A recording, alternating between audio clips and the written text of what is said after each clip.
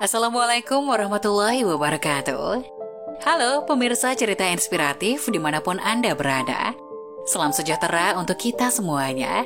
Semoga kita semua dalam keadaan sehat dan tetap dalam lindungannya.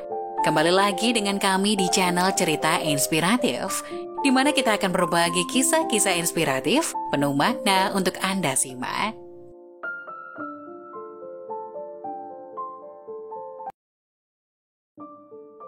Mantan istriku menikah dan aku menghadiri pernikahannya. Pada malam hari, aku menerima pesan teks darinya dan tanganku gemetar. Dulu, saya adalah seorang pria yang miskin. Ketika saya menikah dengan mantan istri, aku bahkan tidak bisa memberikan mahar 20.000 yuan. Tapi dia tidak membenci. Meskipun dia menjalani kehidupan yang sulit dengan aku, dia masih merasa sangat bahagia.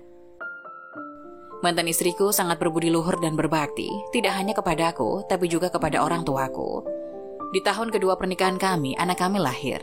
Meskipun hidup kami sangat miskin, kami sangat bahagia. Ketika anakku berusia 2 tahun, aku bermitra dengan orang lain untuk membuka pabrik kecil. Saat itu, investasinya 50.000 yuan. Sejujurnya, dari segi kondisi keluarga kami, ini adalah perjudian besar. Namun, mantan istriku tidak pernah keberatan dengan keputusan yang aku ambil, karena saat itu aku tidak punya uang, dia pun meminjamkannya untukku. Ketika pabrik pertama kali didirikan, ada kekurangan tenaga kerja. Sambil merawat anak-anak, mantan istri membantu pekerjaan di pabrik. Setelah 3 atau 4 tahun, pabrik sudah dalam kondisi stabil. Kami juga memperluas skalanya, karena kebutuhan pekerjaan, pabrik membutuhkan seorang sekretaris. Persyaratannya untuk posisi ini adalah bahwa sekretaris harus cantik, memiliki kefasihan dan kemampuan kerja tertentu. Akhirnya Maya pun bekerja di sini. Sejak Maya datang untuk bekerja di pabrik, aku selalu mengajaknya bersama setiap kali aku pergi keluar untuk bersosialisasi. Dia juga orang yang sangat cerdas. Dia tidak hanya membantu dalam hal pekerjaan, tapi juga peduli dengan hidupku. Dia cantik dan memiliki mulut yang manis. Jadi, seiring waktu kami mengembangkan hubungan, bahkan hidup bersama pada akhirnya. Tidak butuh waktu lama untuk masalah ini sampai ke telinga mantan istriku. Dia mengatakan kepadaku bahwa jika aku bisa kembali, dia akan memberi aku kesempatan. Tapi tidak dengan Maya yang begitu lembut dan cantik, bagaimana aku bisa kembali? Aku akhirnya bercerai dengan mantan istriku. Dia mengambil hak asuh anakku. Setelah perceraian, aku benar-benar tenggelam dalam cinta dengan Maya. Aku sangat senang, tapi saat-saat indah tidak berlangsung lama.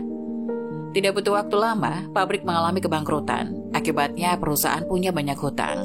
Tiba-tiba pengoperasian pabrik menjadi masalah. Pada saat ini, Maya juga mengundurkan diri dan pergi bekerja dengan bos yang lebih kaya.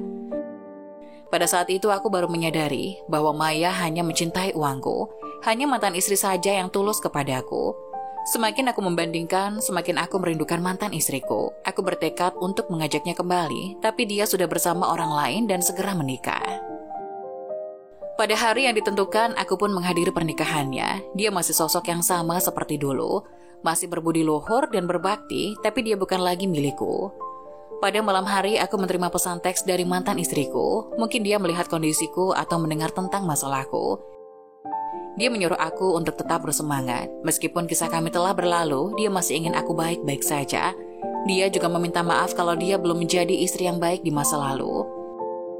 Ketika aku membaca pesannya, aku benar-benar menangis. Aku benar-benar tidak tahu bagaimana menghargainya dan bagaimana aku bisa melepaskan seorang wanita yang begitu baik. Nah, bagaimana menurut kalian? Jangan lupa tulis pendapat kalian di kolom komentar ya. Wassalamualaikum warahmatullahi wabarakatuh.